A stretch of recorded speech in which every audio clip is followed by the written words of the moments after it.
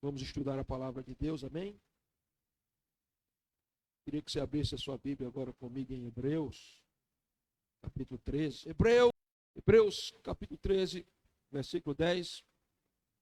O escritor diz assim: temos um altar, do qual não tem direito de comer os que ministram no tabernáculo.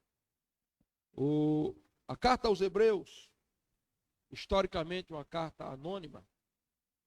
Alguns acreditam que foi Paulo, outros talvez Lucas, outros talvez Silvano, mas historicamente não se encontra a autoria da carta aos Hebreus. Mas a carta aos Hebreus é o desvendamento de Levítico. Em Levítico nós vamos encontrar o cerimonialismo judaico. Os primeiros 5 capítulos de Levítico nós encontramos as 5 ofertas memorativas e tipológicas que apontam todas elas para Cristo. O holocausto, o Cristo que se identifica conosco na adoração e nos faz subir da fumaça da adoração. A oferta de manjares, o Cristo que é a palavra viva, que é o maná verdadeiro. A oferta pacífica, o Cristo que nos reconcilia. A oferta pelo pecado, o Cristo que nos perdoa. A oferta pela culpa, o Cristo que nos absolve no tribunal eterno. Nós vamos encontrar essas 5 ofertas memorativas, nós vamos encontrar tantos sacrifícios, todos apontando para Cristo. E isso que o escritor aos Hebreus vai desvendar esses mistérios que nós encontramos em Levítico. E quando chega no capítulo 3, ele vai falar dos sacrifícios, mas vai falar da nova ordem sacerdotal do Novo Testamento.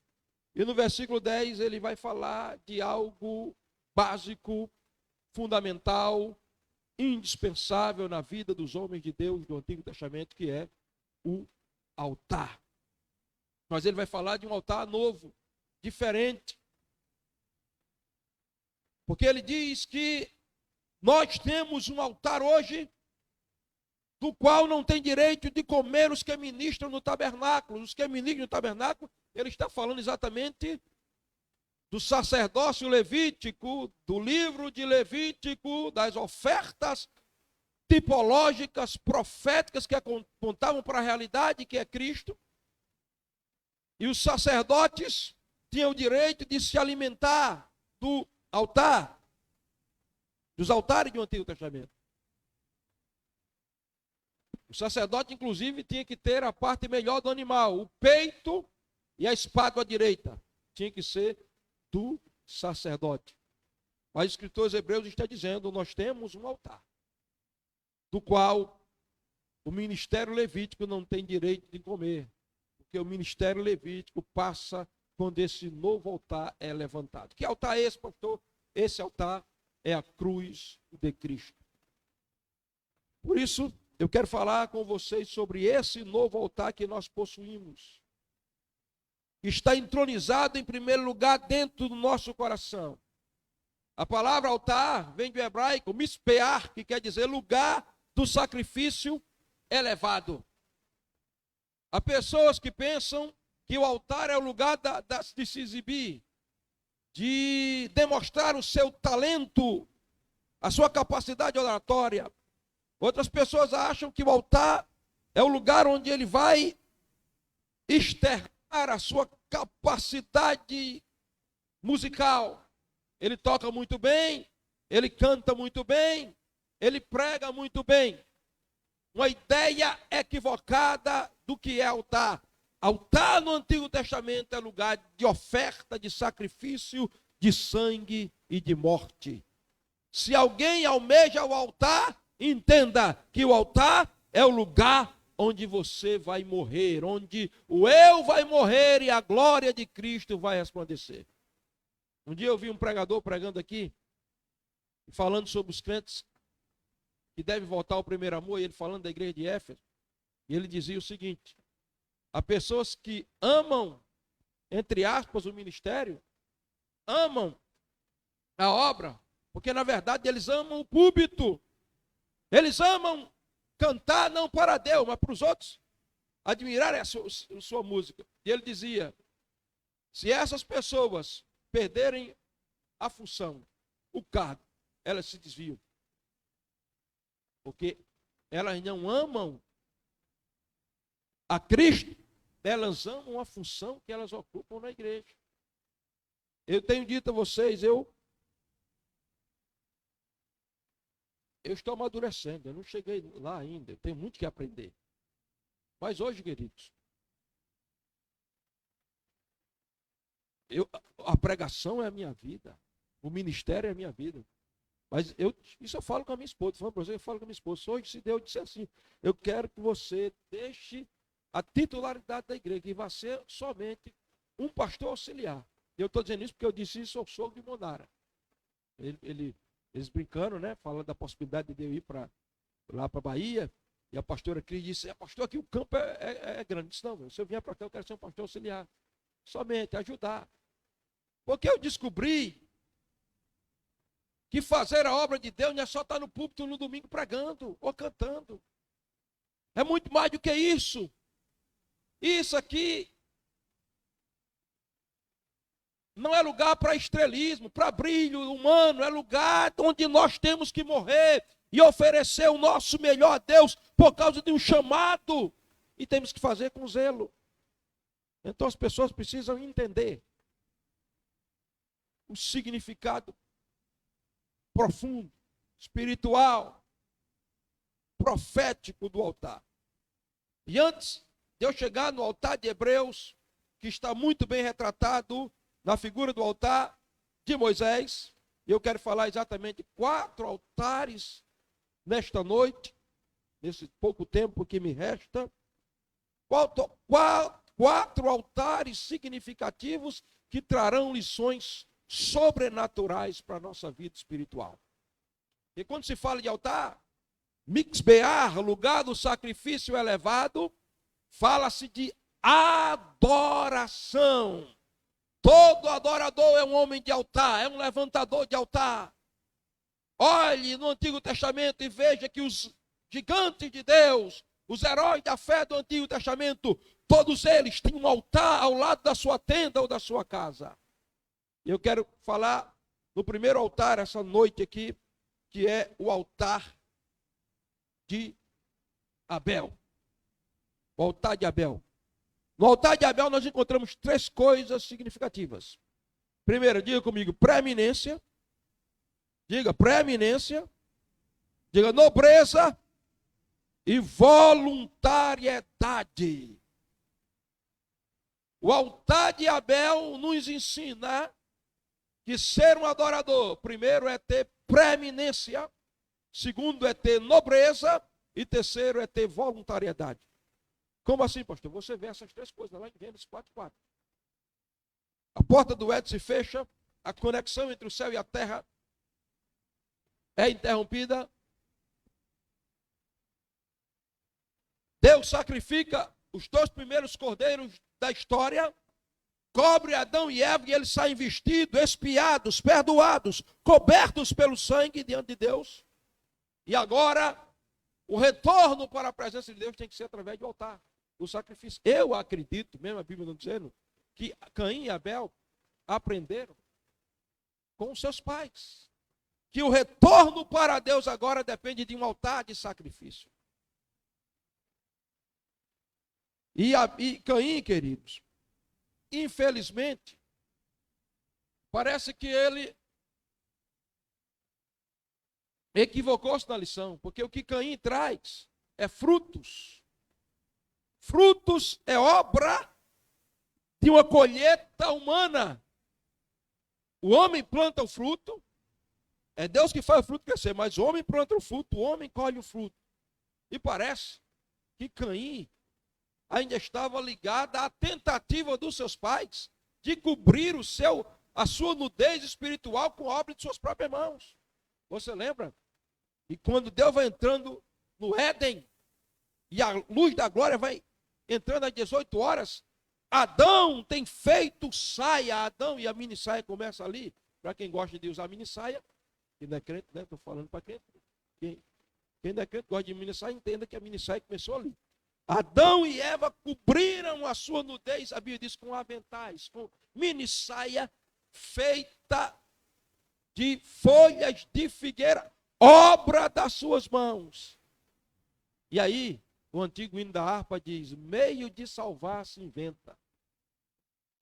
Obra das mãos, folha de figueira, obra das mãos. Parece que Caim aprende com o pai dele, com o erro dos pais, e ele vem trazer obra das mãos. Mas eu vejo Abel. A visualização de Abel, a história que Abel, que fixou-se na mente de Abel, foi a história dos 2 cordeiros mortos e a pele deles espiando, cobrindo o pecado dos pais, para os pais não saírem nus da presença de Deus. E lá vai Abel. E alguém pergunta, vai para onde, Abel? Vou ali no meu rebanho, o que vai fazer? Você sabe já. E Abel começa a ver lá os cordeiros. Ele vê isso aqui, está gordo, mas nem tanto. Isso aqui eu tratei com muito carinho, está gordinho, mas... Aí ele olha ali, tenta ali, deixa eu tentar levantar. Isso aqui, isso tem mais de 50 quilos. Acho que está com 60 quilos.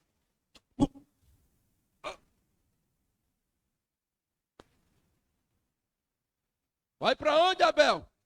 Eu vou para o culto. O que é que vai fazer? Estou levando a minha oferta. E Abel coloca em cima do altar. A Bíblia diz lá, das primícias, preeminência. Abel procura o melhor e o primeiro não que nasceu, mas o que se destaca de todos.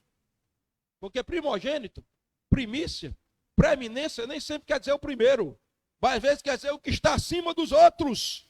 Por isso que Davi é chamado primogênito do rei da terra. O que tem a ver primogênito do rei da terra com Davi? Se de Israel o primeiro rei é Saul. Melquisedeque, que era rei de Salém, vem aí 1000 anos antes de Davi. Mas Deus destacou Davi e disse, Davi, eu coloco você em posição elevada, acima de todos. É por isso que quando o testemunho de Jeová vier com conversa para você, que Jesus é a primeira criação de Deus, porque Colossenses diz que ele é o primogênito de toda a criação, você vai dizer, meu amigo, ele é o primogênito de toda a criação, não é porque ele foi o primeiro criado, mas é porque ele é o que está acima da criação, o que tem preeminência sobre a criação, o primeiro a criar. Então a primeira lição é que Deus só vai aceitar a tua adoração se a tua adoração tiver peso, irmão. For uma adoração gorda, adoração que faz você cair debaixo da glória e o nome dele ser exaltado. Você tem que dar o primeiro a Deus, preeminência. Primeira hora do seu dia para Deus.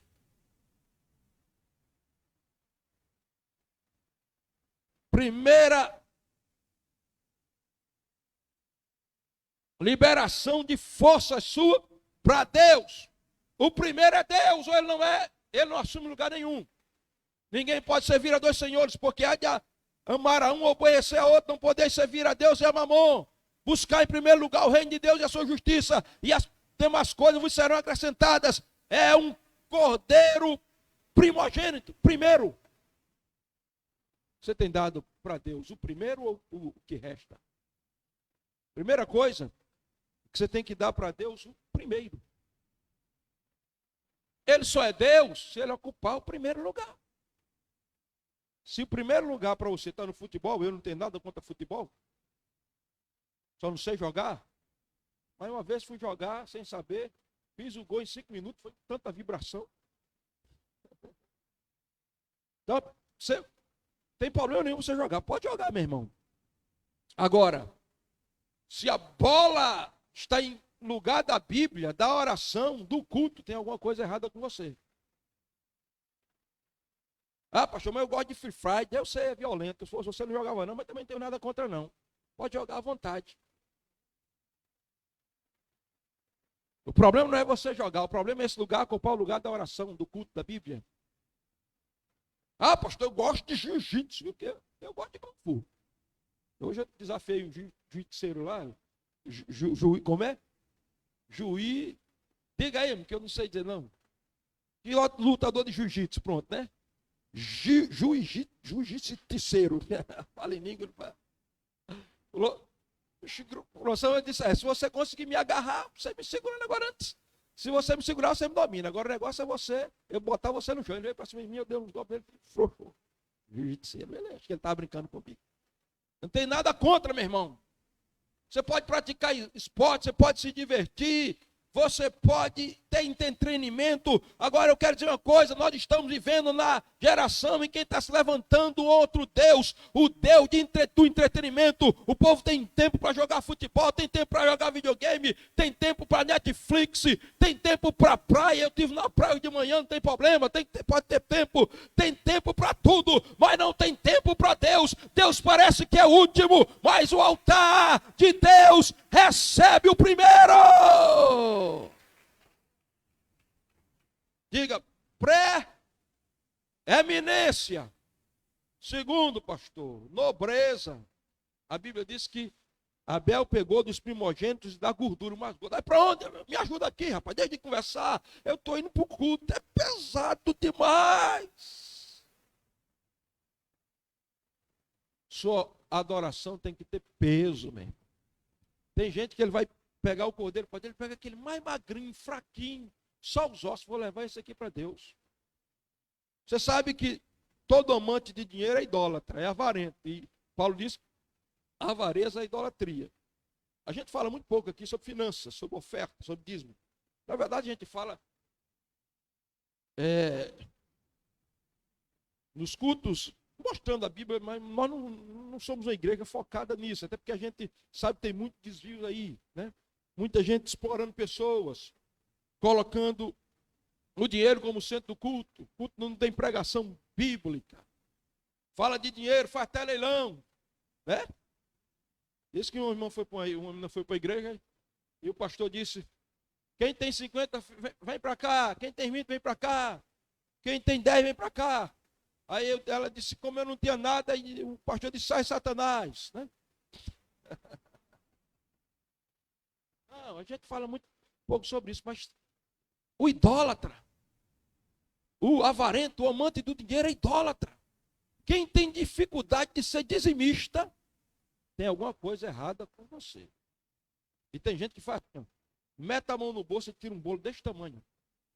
Aí vai passando as 100 notas de 100, passam as 100 notas de 100, depois passam as 200 de 50, depois passa todas as notas de 20, depois passa todas as notas de 5, de 10, de 5. Aí quando chega na R$2, ele procura mais velha, mais suja, mais rasgada e coloca, vou te dar essa esmola aqui para o Senhor Deus.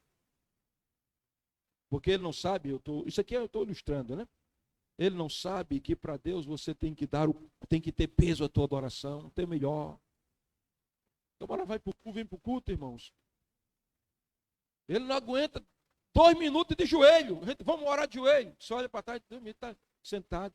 O outro fica a gente adorando a Deus no culto. E ele, mastigando chiclete, ainda tira da boca. Pega aí também, antes da pandemia. Né? Pastor Daniel, que é um homem de Deus muito engraçado, meu amigo. Ele disse que tinha um cara que ficava, não deixava ninguém assistir o culto, perturbando na hora do culto, conversando. E um dia das mães, o pastor Daniel já afobado com ele. Aí o pastor disse, quem for mãe, leva a mão, levanta a mão. E ele conversando com o pastor Daniel, levanta a tua mão. Ele levantou a mão sozinho. Pergunta para o teu irmão, como tem sido a tua adoração? Pergunta para ele, como tem sido a tua adoração? Não responda, só pergunta. Tua adoração tem nobreza? O novilho que tu está oferecendo, o cordeiro que tu está oferecendo é gordo ou é magro? Nobreza. Olha, eu estava conversando com a minha esposa quando eu era comerciante. Deixa eu dizer, quando eu era comerciante. E nem sonhava em ser pastor, né? Tinha um chamado desde os 5 anos de idade, mas não pensava em ser pastor. Eu era comerciante aqui, nesse local aqui, era um local muito pequenininho, era no meu comércio. Né? Eu comecei, bom, todo mundo comprava açúcar a mim, porque meu avô me deu uma balança velha quebrada, e eu vendia 1,2 kg de açúcar por 1 quilo. Então, de repente, acabava o açúcar, todo mundo comprando. O açúcar lá é pesado. Mas eu, casado, comerciante, e acordado 5 horas da manhã, segunda-feira, primeiro compromisso, culto matutino. Antes das 6, vinha, tomava café, 6 da manhã eu estava aqui. Meio-dia, fechava o comércio, em vez de eu descer para casa, eu ia para o posto de Jacó, 1 hora de oração lá. Voltava para casa, 1 hora, almoçava, dormia um pouquinho, 2 da tarde, abri o comércio, segunda-feira, 18 horas, não podia passar das 18. Por quê? 18 horas, culto de oração. Estava lá orando. Culto de oração, segunda-feira. Terça-feira, 5 da manhã, matutino. Tomar café, 6 da manhã começo. Meio-dia, terça-feira. Meio-dia, posto de Jacó. 1 hora, volta para casa. 2 horas da tarde, abre o comércio. 18 horas, fecha o comércio. Por quê? 19, antes das 19 eu tinha que sair aqui. Eu e outros irmãos, e um irmão chamado Damião, ele andava com um cabo de vassoura, porque a gente ia por porção de cima, porção de baixo, sei lá que porção era aquele. Eu sei que tinha uma vereda e tinha muito cachorro brabo, e ele era o valentão que ia com um cabo de vassoura, os cachorros vinham, ele ia espantando o cachorro com cabo de vassoura, e a gente ia pregar evangelho, dirigir culto, boca de ferro nas costas, pé, meu irmão, paletó, gravata. Quantas vezes eu não vi na chuva, a boca de ferro molhando na chuva, no meio das lamas. Eu me lembro que um dia eu vinha e lá vem aquele barulho, só eu e o irmão Luiz. Um barulho, a gente tem uma boiada que vem aqui, é daquela vereda estreita, mato para um lado, mato para o outro, cerca. Eu digo, rapaz, voltar, a gente não chega perto da porteira, a gente vai morrer aqui, o que a gente vai fazer? Aí pulamos, caímos em cima de um tamiaranda, era assim, coçando de tamiaranda, com tudo, eram 2 cavalos desembestados. Isso é terça-feira. 5 horas da manhã, quarta-feira, culto matutino, 6 horas, quem tomar café já começa. Meio-dia, posto de Jacó, 18 horas, fecha o comércio, está no culto público, culto de pregação, quarta-feira. Aí na quinta-feira, não tinha programação na igreja, às vezes a gente inventava, aí dava uma descansada. Sexta-feira, 5 horas da manhã, culto matutino. 6 horas, abre o comércio. Meio-dia, posto de Jacó. 18 horas, fecha o comércio, porque é culto de doutrina. Tem que estar no culto. Aí no sábado, quando aparecia alguma coisa, a gente inventava também, de noite, às vezes saía para outra igreja, ia pregar, né? Domingo, aí a gente descansava. De manhã, mas de tarde, escola dominical. De noite, culto público. Segunda-feira, começava tudo de novo. Pastor, o senhor ficava estressado, estafado. Eu ficava, era renovado, meu irmão. Eu fazia com alegria, eu fazia com prazer. Eu não conhecia isso aqui, não, esse texto, essas verdades que Deus que me revelou aqui, eu estudando, mas eu estava satisfeito, porque eu estava oferecendo o Senhor. O cordeiro gordo tinha nobreza. Hoje eu vejo um jovem, meu irmão, tudo anêmico, fraco, de tanta rede social, não quer orar. Você chama para jejuar, não quer orar, não quer buscar Deus, quer dar uma oferta magra, um cordeiro magro, sem peso. Eu quero convocar e conclamar você a essa noite a oferecer o teu melhor, a tua nobreza, a tua força. Lembra-te do teu Criador nos dias da tua mocidade. E você que é velho, não existe velho na presença de Deus, porque a unção renova. Então no altar de Abel nós temos preeminência e nós temos gordura, nobreza. Entrega aquilo que é sacrificial para você. A minha esposa diz uma frase que ela ouviu de alguém: as tuas prioridades revelam os teus sacrifícios. A gente sacrifica o que é importante. Ninguém deixa de ir para o culto, para o trabalho, porque choveu. Ninguém deixa de trabalhar por causa de coronavírus. Isolamento social, isolou, mas não deu, né? Não deu certo de ficar 2 anos de isolamento, porque senão não tinha quem aguentar, estava todo mundo doido, tinha quebrado o país, tinha acabado com tudo, 2 anos de isolamento. Todo mundo está indo para o supermercado, está indo para o trabalho, está aí nos transportes públicos, mas na igreja não pode, sabe por quê? Porque não prioriza. Se a igreja é importante, se a igreja é essencial, se a igreja é indispensável, eu venho para o culto. E o pior, meu irmão, eu vou dizer aqui a verdade mesmo, muita gente aí que fica com essa desculpa que não vem mais para os cultos por causa do coronavírus, são aqueles que quando não tinha coronavírus, aparecia de mês em mês, de 6 em 6 meses na igreja, porque eles não entenderam que a adoração tem que ser uma adoração de peso para mim, para ser de peso para ele. Então eu creio que eu estou diante de uma igreja que essa noite vai oferecer a Deus uma adoração proeminente e uma adoração nobre, gordura, nobreza. Agora você acha que Abel ia assim, Caim empurrando Abel, vai Abel, leva a tua oferta. Não, meu irmão, a Bíblia diz que o que ele oferecia era oferta. Que oferta? Doação. Agora alguém deu alguma coisa, obrigado? Então, voluntariedade.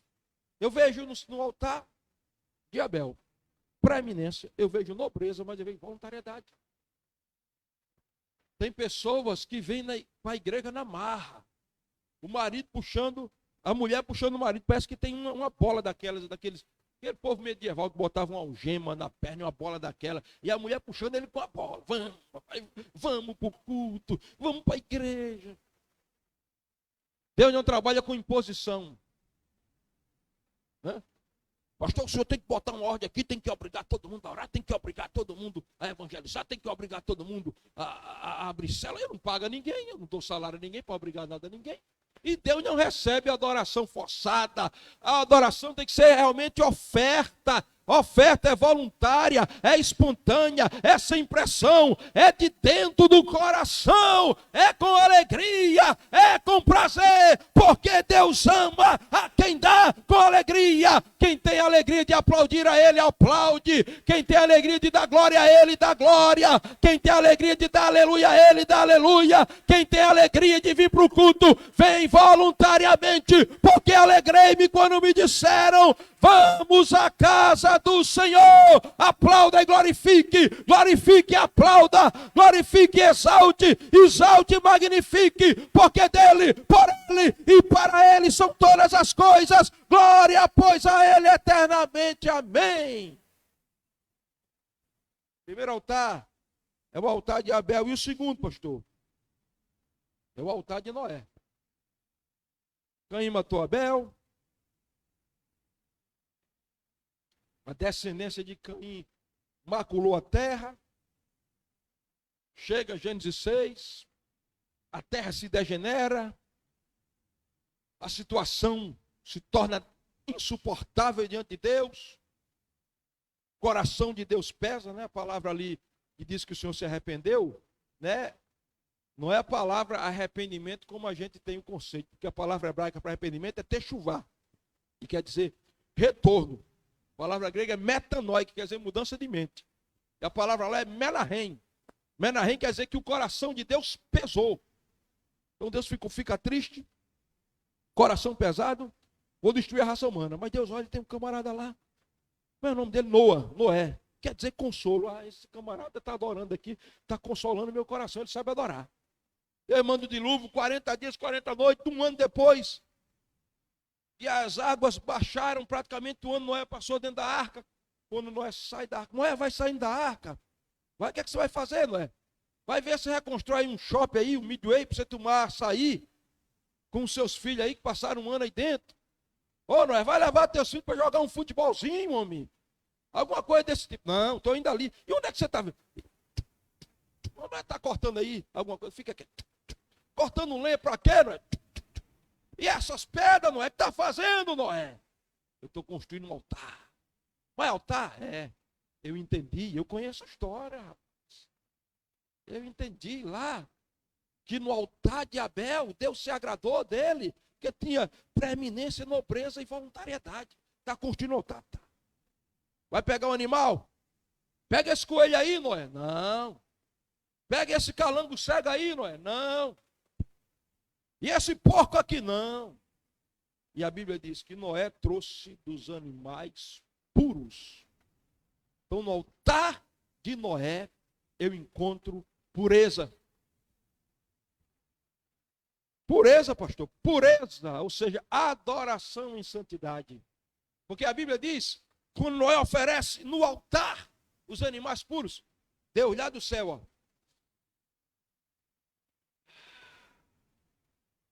E a Bíblia diz, Deus achou graça diante de Noé. E quando Deus... Olha a palavra que sai da boca de Deus só depois da adoração de Noé. Deus está sentado lá no trono e começa a subir. Fumaça de um cordeiro puro, sem defeito. A fumaça de um novilho perfeito, igual de Deus. Quando Deus sente o cheiro, não é do animal, é da adoração. É Noé que sobe. O animal é tipológico. A pureza do animal representa a pureza do coração de Noé. E quando Noé sobe na adoração que Deus se sente consolado, Deus faz uma promessa. A Noé e a raça humana, nunca mais vou destruir a raça humana com água, com dilúvio. É por isso que as catástrofes do Apocalipse não existem. A gente não vê muito dilúvio de água, a gente vê mais fogo, catástrofes nucleares, né? Mas escute, pureza. Deus só aceita uma adoração em santidade. Veja comigo, abra a tua Bíblia em Levítico, capítulo 22. Bem ligeirinho aqui. Capítulo 22 de Levítico. Verso 22.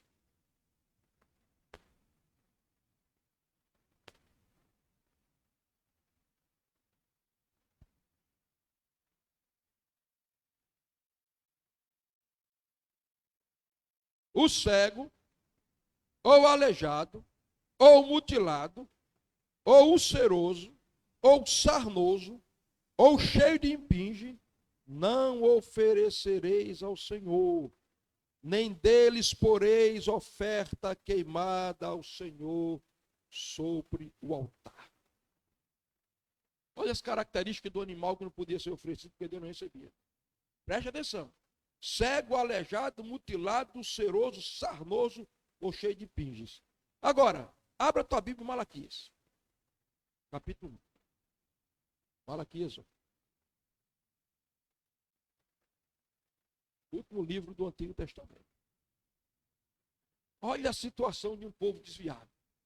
De um povo que se diz de Deus e é representado por uma liderança que perdeu o temor a Deus, porque aqui Deus está repreendendo em primeiro lugar o sacerdote, porque a limpeza começa no altar.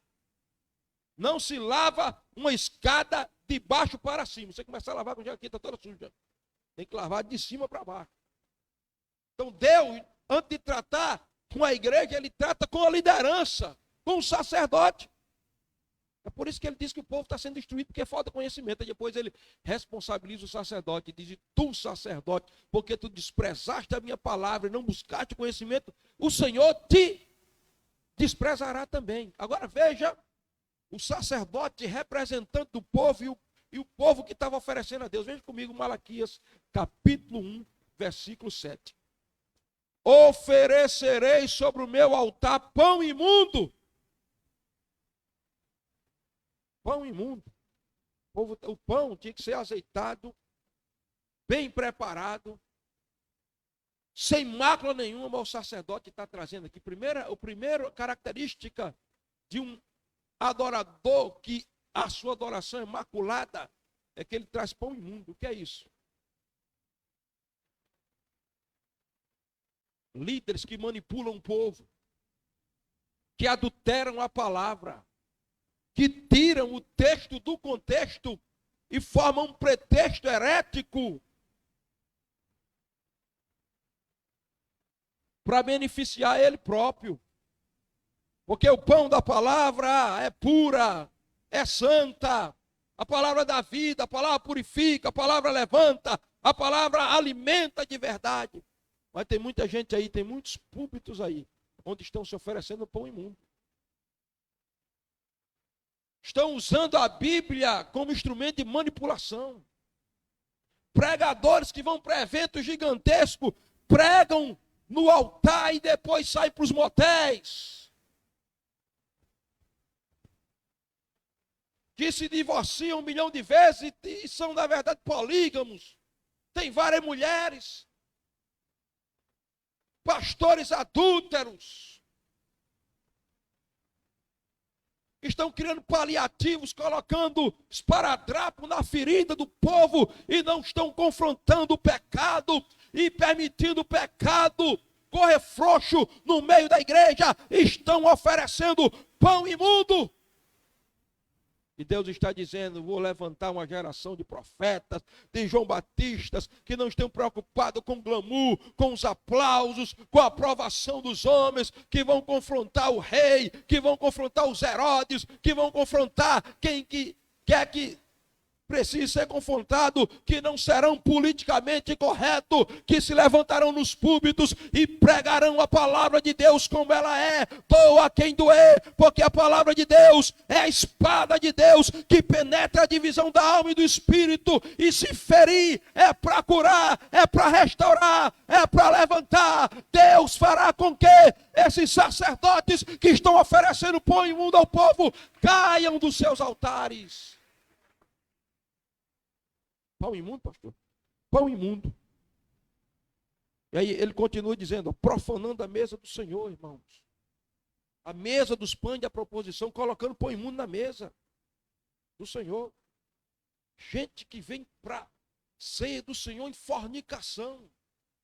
Jovens se relacionando sexualmente com as suas namoradas e no culto de ceia pegando pão e comendo a ceia e tomando vinho, não sabendo que estão praticando suicídio espiritual. Adoração maculada. Ele continua. Quando trazeis animal cego para o sacrifício, lá vem o camarada puxando o cordeirinho. É sacerdote, cordeirinho. E o que é que ele tem nos olhos? Está cego. Não tem problema não, Deus aceita assim mesmo. Venha como está. Fique como está. Aí eu digo, vá para o inferno como está.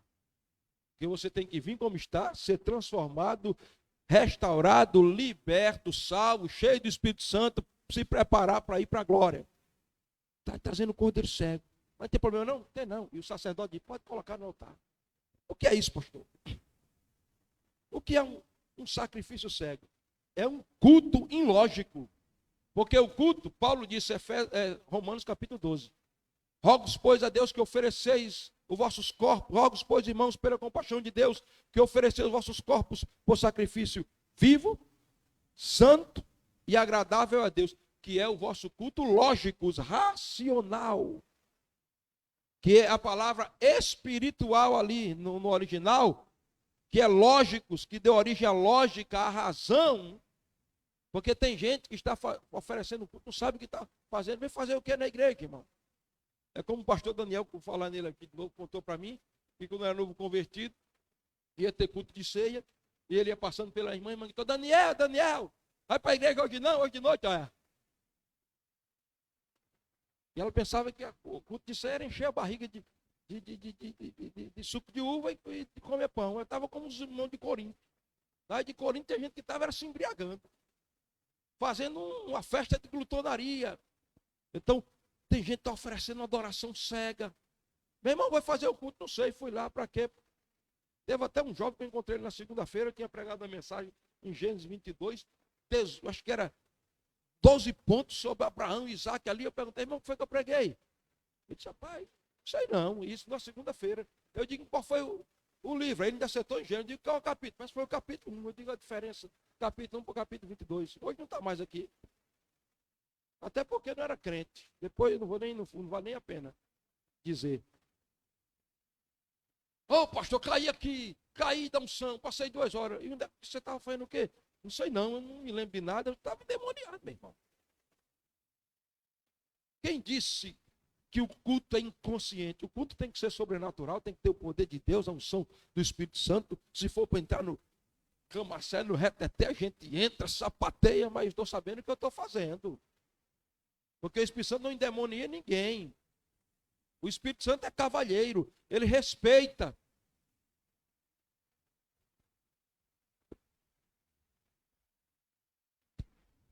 Se você quiser, ele enche você. Se você não quiser, ele não enche. Então, olha outro animal aqui. Quando trazei o coxo ou o enfermo. Como vai trazendo o touro para o sacrifício com a perna quebrada. Uma adoração manca. Sem estabilidade. Animal enfermo. O cara vai trazer. Ele vem aqui para adorar, ele levanta a mão e diz: eu te amo, Jesus, me perdoa. O coração cheio de mágoa, de amargura. Aí Jesus olha assim: meu filho, você não leu a oração Pai Nosso, não? Perdoa a nossa dívida como nós perdoamos. Se você não perdoar, também não perdoa. Você não viu Marcos 11, não? Leu não lá? Quando for orar, se tem alguma coisa contra alguém, perdoai, porque se você não perdoar, o seu Pai não perdoará. E a Bíblia diz, meu irmão, a Bíblia é muito clara, que o que desvia os seus ouvidos de ouvir a lei, até a sua oração será abominável. Está fazendo o que aí, Noé? Oferecendo o holocausto, em quê? No altar. Para quê, Noé? Para adoração a Deus. Mas tem animal impuro aí? Não tem. Então Deus aceita. Mas se tiver impuro, Deus não aceita. Deus não aceita uma oração, uma adoração de alguém que está preso a vícios sexuais, que está em fornicação, está em adultério, está em homossexualismo, está em qualquer tipo de pecado e chega no domingo como se não tivesse acontecendo nada e levanta as mãos. A Bíblia diz que Deus ouve a oração daqueles que levantam as mãos santas, sem ira e sem contenda. A Bíblia diz que só sobe ao monte do Senhor aquele que primeiro é limpo de mão, e porque é limpo de mão, porque ele é limpo de mão, ele é puro de coração, limpo de mão e puro de coração. Esse entra na presença de Deus, sobe ao trono do Senhor e é comparado à geração de Jacó, aqueles que veem a face de Deus. Aplauda Jesus. E para a gente ir para o final, eu não vou dizer, vamos começar a terminar não, senão o menino vai dizer que eu digo isso e não termino, né? Para a gente ir para o final, terceiro altar, o altar de Abraão. O que é que nós encontramos no altar de Abraão, pastor? Delimitação. Abraão está saindo dos caldeus, experiência nova com Deus, vai para onde Abraão? Não sei, está ficando doido, não, estou andando pela fé, eu vou pisando aqui pela fé, e onde Deus for me dirigindo, eu estou indo. Aí ele sai dos caldeus, passa por Siquém, né? Junto dos carvalhais de Moré. Moré quer dizer mestre, carvalho quer dizer árvore forte, Siquém quer dizer ombro. Ele passa pelo lugar da cruz, né? Moré, carvalho e Siquém. Siquém, ombro, Moré, mestre, carvalho, árvore forte. Ou seja, qual é a árvore forte? A cruz. Nos ombros de quem? De Jesus, o mestre. Então ele passa pelo lugar da cruz, o lugar onde o mestre levou a cruz nos ombros. E aí, ele chega, a Bíblia diz, entre aí e Betel. Olha a mensagem aqui que o Rodrigo pregou. Betel, a casa de Deus. Aí, pastor, monte de lixo. A Bíblia diz que ele chega lá. E ele... Esquerda, aí, montanha de lixo. Direita, Betel, a casa de Deus. E aí? Tem que delimitar o lugar. Eu vou me inclinar para a montanha do lixo ou para a casa de Deus? Já sei. Um altar. E a Bíblia diz que ele coloca ali o altar. E o altar será o bloqueio que impedirá Abraão de ir para a montanha do lixo e o fará voltar para Betel, a casa de Deus. Diga amém. O que é que o senhor está dizendo, pastor?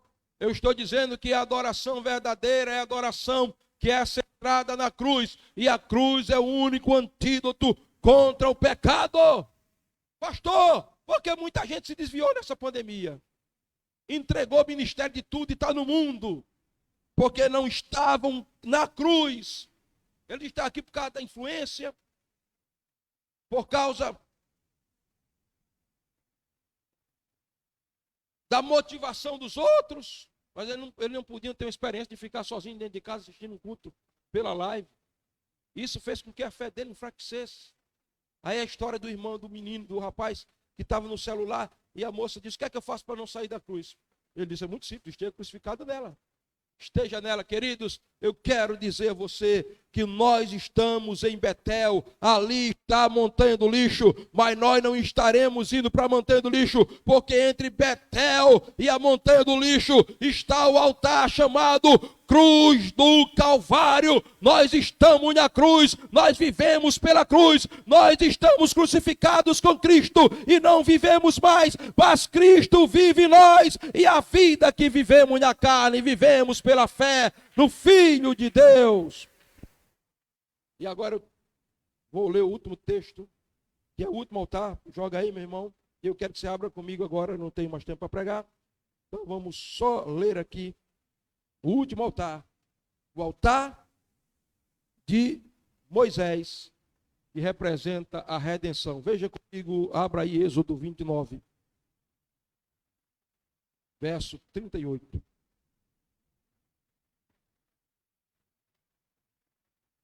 O altar de Moisés representa a redenção. Quando Moisés desce da montanha, do Monte Sinai, depois de Deus entregar os 10 mandamentos, esse altar aqui, o altar do holocausto, que era chamado altar de bronze, que tinha 5 côvados de comprimento e 5 côvados de largura, porque 5 é o número da graça. A cruz se dirige para 5, aponta para 5 direções. Para cima, a graça nos reconecta com Deus. Para baixo, a graça vence todas as obras das trevas e nos faz vencer o mundo. Para a esquerda e para a direita, a graça nos abraça. Para a frente, a graça nos coloca diante de Deus. Os 5 alpendres, a Betesda tinha 5 alpendres, não é? As ofertas são 5, como eu disse para vocês, o holocausto, oferta de manjares, oferta pacífica, oferta pela culpa, oferta pelo pecado. Os ministérios são 5, apóstolo, profeta, evangelista, pastor e mestre. Então, antes de mandar-se construir o altar do holocausto de bronze com 5 côvados de largura e de comprimento, representando a graça de Deus na cruz, Deus disse a Moisés que fizesse um altar provisório antes dele, que não podia ser de pedra lavrada, porque remetia aos ídolos que eram esculpidos na pedra. Então não podia se colocar um cinzel ou um instrumento de esculpir na pedra. Tinha que ser de terra e não podia ter degraus, para que Moisés, subindo um degrau, sua nudez não se fizesse. Aquilo ali retrata a cruz. A cruz não é obra das mãos dos homens. E a nossa nudez espiritual só é coberta quando nós nos lançamos sobre a cruz de Cristo. Mas depois, Deus manda construir esse altar, que nós vamos ver agora ele aqui. Ó. Êxodo 29 e 38. Representando a redenção, a partir do 38. Isto é o que oferecerei sobre o altar. Esse aqui é o altar do holocausto. 2 cordeiros de 1 ano, cada dia continuamente. Israel, durante os 40 anos que passou no deserto, eles viam todas as manhãs Moisés oferecendo um cordeiro. E todas as noites, Moisés oferecendo um cordeiro. Aqueles 2 cordeiros representavam o cordeiro da Páscoa, que fez com que Israel saísse do Egito sob a proteção de Deus. Israel não podia perder a imagem, nem de manhã tinha que dormir com essa imagem, acordar com essa imagem. Qual a imagem, pastor? A imagem do cordeiro que os libertou. Nós não podemos tirar o foco da cruz de Cristo. Nós temos que dormir com a imagem do Cristo crucificado e temos que acordar com a imagem do Cristo crucificado também. Agora veja, um cordeiro pela manhã e outro cordeiro ao pôr do sol, porque o cordeiro de Deus morreu à tarde, assim como o cordeiro pascual foi sacrificado no crepúsculo da tarde, em Êxodo 12. Mas na manhã de domingo, daquela manhã gloriosa de domingo, o cordeiro que estava morto se levantou e ressuscitou dentre os mortos. Amém? O cordeiro tinha que ser oferecido com 1 quilo de farinha amassada, porque é por causa da cruz de Cristo, da redenção, do altar da cruz, que nós temos a flor de farinha amassada, a palavra de Deus triturada, interpretada, explicada e aplicada. Amém? O cordeiro tinha que ser oferecido com vinho e azeite batido, porque é por causa da cruz de Cristo, do Cordeiro de Deus que tira o pecado do mundo, que nós temos o azeite da unção do Espírito, que agora não é derramado sob medida na nossa cabeça, como era sobre o sacerdote, o rei, o juiz do Antigo Testamento, mas agora esse óleo da unção, esse azeite celestial é derramado abundantemente sobre nós. E como diz o escritor aos Hebreus, amastes a justiça e aborrecestes a iniquidade. Por isso teu Deus te ungiu com óleo de alegria, mais do que a teus irmãos. Nós temos a unção hoje por causa do altar da cruz, representada ali no altar de Moisés. O cordeiro era oferecido, versículo 41, com 1 litro de vinho derramado. Se colocava o cordeiro no altar. Quando ele estava sacrificado, jogava-se o vinho fazia a fumaça subir mais rápido e o aroma ser mais cheiroso. Hoje nós desfrutamos do bom cheiro de Cristo. Como disse Paulo em Efésios capítulo 5, o bom cheiro do sacrifício de Cristo está em nós. A nossa oração sobe mais rápido e nós temos a embriaguez do vinho do Espírito Santo transbordando sobre nós, por causa do altar, chamado Cruz do Calvário. Vamos ficar de pé. É por isso, queridos, que o escritor aos Hebreus disse, temos um altar, do qual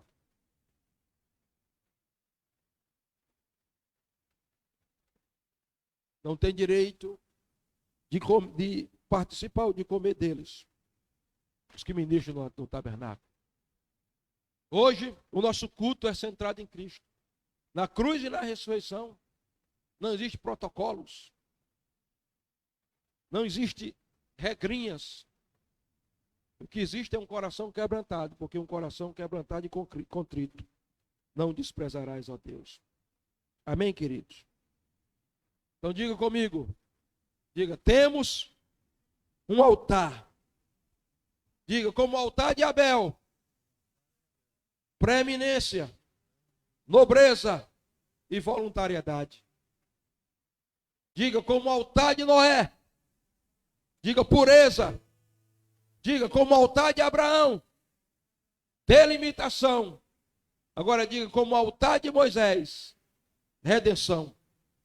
Tudo isso é o que a cruz representa para nós. Vamos ouvir o louvor. Feche os teus olhos. Comece a orar. Comece a exaltar a Deus. A cruz é o centro do Evangelho. É por ela que nós somos mais do que vencedores. Então nós vamos adorar agora. Feche os teus olhos. Enquanto isso, você abra o seu coração. Tenha liberdade para exaltar, para adorar, para glorificar a Deus. Pode começar. Nas minhas mãos eu quero levantar. Levante as mãos enquanto você canta. E em louvor te adorar. Meu coração eu quero derramar diante do teu altar. Cante, meu irmão, você está aqui para adorar. Espírito,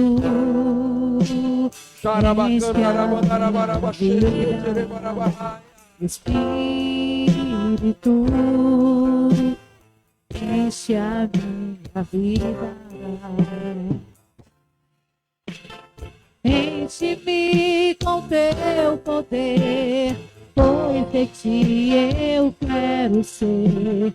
Espírito, enche você. As minhas mãos eu quero levantar e em louvor te adorar. Meu coração eu quero derramar diante do teu altar.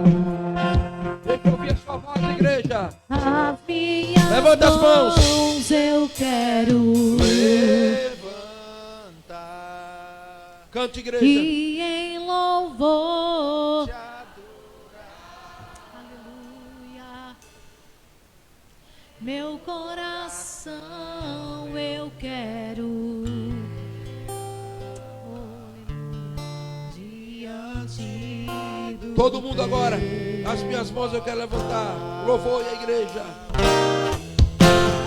As minhas mãos eu quero levantar e em louvor te adorar.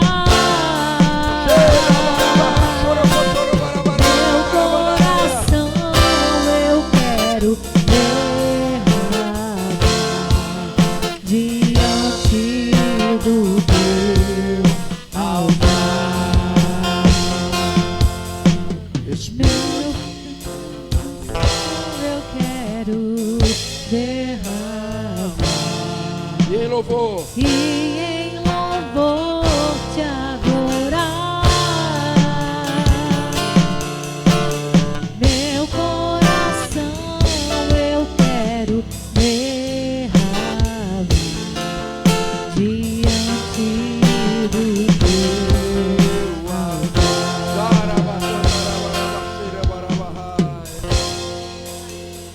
As minhas mãos. Eu quero.